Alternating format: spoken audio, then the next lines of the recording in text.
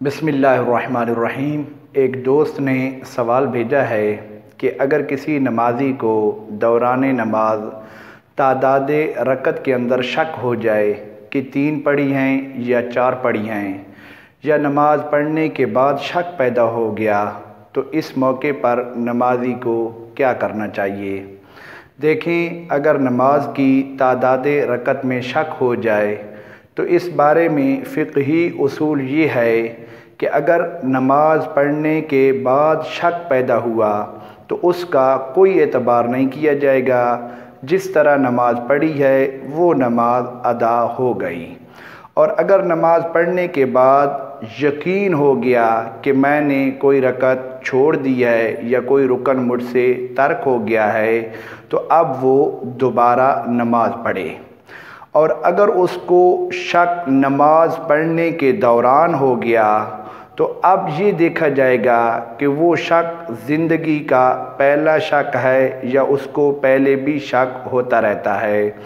اگر زندگی کا پہلا شک ہے تو پھر اس کے لیے حکم یہ ہے کہ وہ از سر نو نماز پڑھے۔ اور اگر اس کو شک بار بار آتا رہتا ہے تو پھر اس کے اندر وہ اپنے غالب گمان پر عمل کرے، قلبی رجحان کو دیکھے کہ اس کے دل کا رجحان کس طرف ہے۔ مثال کے طور پر اگر کوئی آدمی 4 رکعت پڑھ رہا ہے، 3 اور 4 کے اندر اس کو شک ہے کہ میں نے 3 رکعتیں پڑھی ہیں یا 4 پڑھی ہیں، اب اس کا جس طرف غالب گمان ہے، مثال کے طور پر اس کا غالب گمان 4 کی طرف جاتا ہے کہ میں نے 4 پڑھ لیے ہیں، تو اب اس کی وہ نماز 4 رکعت ہی تصور کی جائے گی۔ اس کے لیے حکم یہ ہے کہ وہ اپنی نماز کو مکمل کر دے بغیر سجدہ سہو کے۔ اور اگر اس کا قلبی رجحان 3 کی طرف جاتا ہے کہ میں نے 3 پڑھی ہیں تو پھر 3 ہی تصور کی جائیں گی، ساتھ چوتھی رکعت ملائے اور اپنی نماز کو مکمل کر لے۔ اور اگر اس کا کسی طرف غالب گمان نہیں ہو رہا، قلبی رجحان کسی ایک طرف نہیں جا رہا، 3 اور 4 کے اندر، 1 یا 2 کے اندر، یا 2 یا 3 کے اندر وہ مشکوک ہے اور وہ شک ہی رہتا ہے، وہ شک غالب گمان کی صورت میں تبدیل نہیں ہوتا،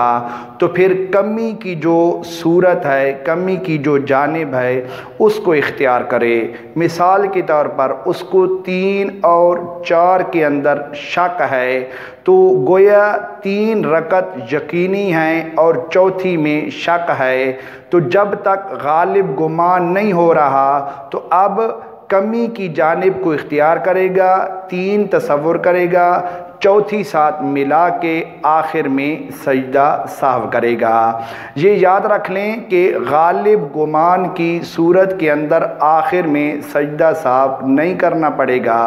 اور شک کی صورت کے اندر آخر کے اندر سجدہ سہو لازم ہوگا۔ اللہ رب العزت ہم سب کو احکام نماز سیکھنے کی، سمجھنے کی، عمل کرنے کی اور دوسروں تک پہنچانے کی توفیق عطا فرمائے، آمین، بجاہ النبی الامین صلی اللہ تعالی علیہ وآلہ وصحابہ اجمعین۔